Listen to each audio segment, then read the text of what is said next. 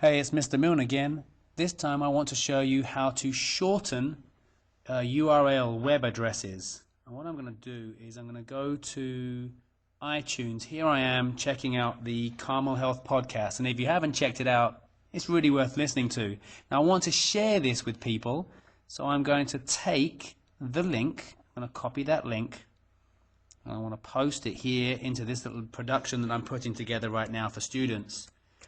If I paste that address in, that's quite lengthy and also frustrating as well. Can you imagine having to sit through that and type out HTTP:/2 backslashes? I mean, that's really quite a lengthy one. So what I'm going to do is show you how to shorten it using tinyurl. I'll type in tinyurl.com.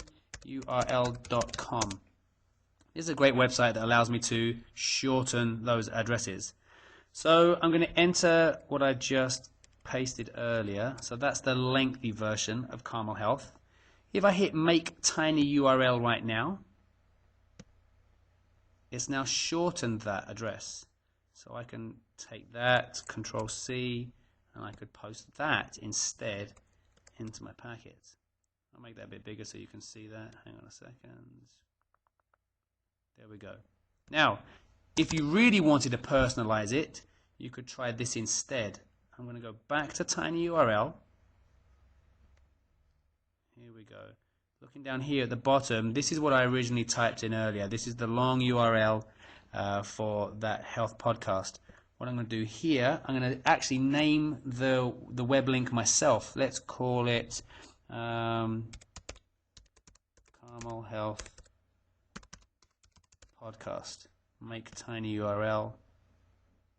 And as long as that hasn't been used by somebody else, and it hasn't, excellent. So this web address now exists. So I can type that in here, Control V. Once again, let's make it a little bit bigger.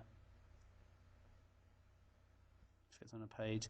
So that's a lot easier to remember. I could say to somebody, check out tinyurl.com/Carmel Health Podcast instead of having to go through all of this gibberish here. Anyway, play around with that. Let me know what you think.